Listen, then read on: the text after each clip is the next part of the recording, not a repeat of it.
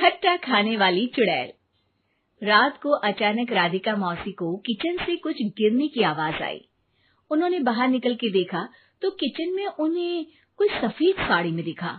वो चीख पड़ी, हे भगवान, आलतू जलाल तू आई भला को टाल तू, आलतू जलाल तू आई भला को टाल तू।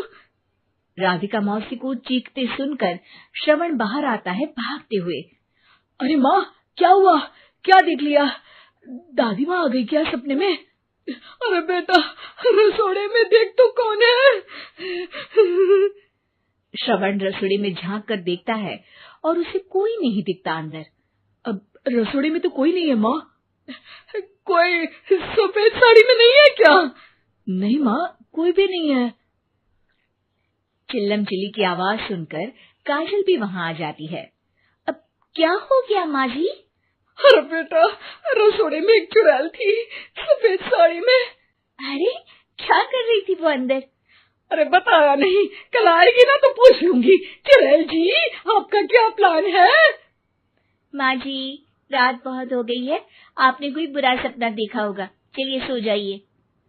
राधिका मौसी सोने तो चली जाती है, पर उनको रात भर नींद ही नहीं आती। वो कुछ भी उलझुल बातें सोचने लगती है। कहीं चुड़ैल की वजह से तो घर में टेंशन नहीं हो रहा, कहीं उसी की वजह से तो वो दादी नहीं बन पा रही। सुबह जब राधिका मौसी रसोड़े में छानबीन करती है तो पाती है कि नींबू का अचार गायब है। चुड़ैल नींबू का अचार ले गई, मुझे तो ठीक नहीं लग रहा कुछ। चुड़ैल को भी पता है कि जिंदगी का असली मजा तो खट्टे में ही है।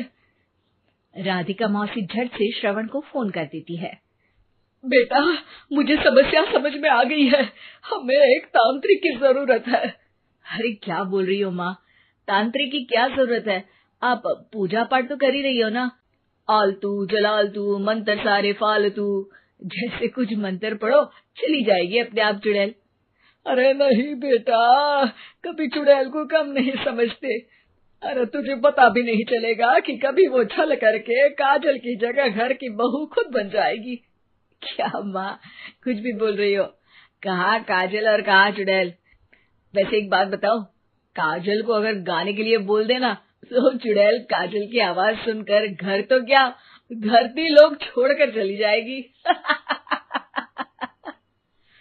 तुम ना पढ़े लिखे बच्चे हर चीज को मजाक समझते हो। तुम रहने दो, मैं खुद ही तांत्रिक को बुला लेती हूँ। अच्छा सुन, शाम को इमली लेके आना। क्या है कि चटनी खाए बहुत दिन हो गए है ना। नहीं माँ, इमली तांत्रिक से ही मंगवा लो ना, आटा वगैरह भी उसी से पिसवा लेना। देखो मुझे काम करना है। श्रवण रात को कई तरह की सब्जियों के साथ माँ के कहने पे चटनी के लिए इमली भी ले आया था, लेकिन राधिका मौसी के दिमाग में अलग ही फिल्म चल रही थी। उन्हें अब सिर्फ शक ही नहीं यकीन होने लगा था कि शायद चुड़ैल ने श्रवण पर अपना जाल बिछा दिया था, जिस वजह से श्रवण उनकी बात ही नहीं मान रहा था। पर कोई नहीं, आने वाली रात में राधिका मौसी खुद तैयार हो गई चुड़ैल को पकड़ने के लिए। रुद्राक्ष की माला, तुलसी का पत्ता, हनुमान चालीसा सब हाथ के पास ही था, बस चुड़ैल का इंतजार था। और जैसा राधिका मौसी ने सोचा था वैसा ही हुआ। वो चुड़ैल उस रात भी आई, पर वो राधिका मौसी से तेज निकली और राधिका मौसी के उससे पकड़ने के पहले ही वो भाग खड़ी हुई। जरूर बहू पे साया है उस चुड़ैल का, तभी तो श्रवण के कमरे में गई है। और अगली सुबह राधिका मौसी पिछली रात हुए हमले में किन चीजों का नुकसान हुआ उसका हिसाब लगा रही थी। उनके खेमे से एक आम के अचार की शीशी भी गायब हो चुकी थी, और वो इमली भी जो कल श्रवण लेकर आया था। राधिका मौसी इस बारे में सोच ही रही थी कि श्रवण जल्दी से रसोड़े में आकर दवाइयों की पोटली ढूंढने लगता है। अरे बेटा, क्या हो गया? अब माँ, वो काजल की तबीयत खराब है, बहुत घबराहट हो रही है उसे। हे भगवान, मैंने पहले ही कहा था कि तांत्रिक को बुला लेते हैं, पर नहीं, अब देखो उस चुड़ैल ने काजल को अपने वश में करना शुरू भी कर दिया है। हालांकि श्रवण भूतों में विश्वास नहीं करता था, पर अब वो भी डर जाता है और राजी हो जाता है एक तांत्रिक को बुलाने के लिए। कुछ ही घंटों में तांत्रिक आ जाते हैं और राधिका मौसी तांत्रिक जी को सब बता देती है। घोर संकट, घनघोर संकट, चुड़ैल को मारू जोर चाकट, ओम भट स्वाहा खटखा के आहा। अरे ये क्या मंत्र है? मेरे खुद के ओरिजिनल मंत्र है, कल रात को ही लिखे हैं, अच्छे लगे तो दाद चाहूंगा। एक और मंत्र सुनो, अर्ज किया है आब्राकडाब्रा, दिल्ली बम्बई आगरा, चंदा मामा सोवरले सुरन मामू जारा। ये मंत्र है? अरे कोई 40 वाली सा पढ़ो ना। वक्त कम है, 40 नहीं पड़ेंगे, 20-25 में काम चलाना पड़ेगा।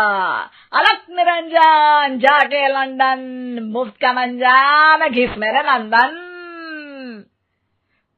अरे जल्दी करो तांत्रिक जी, जल्दी करो।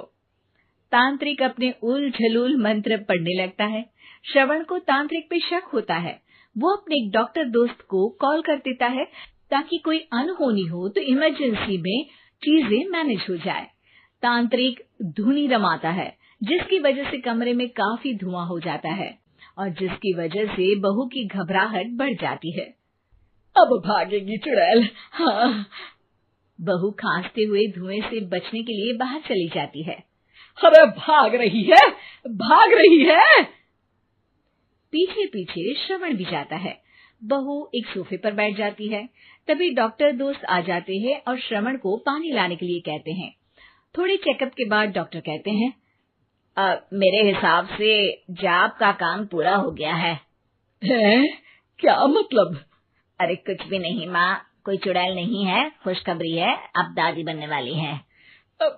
मगर वो सब अचार के डब्बे। श्रवण दोनों अचार के डब्बे अपनी माँ को दिखाता है, जो कि उनके बिस्तर के नीचे छुपे हुए थे। आपने सही बोला था माँ, वो चुड़ैल काजल ही थी जो खट्टा खा रही थी।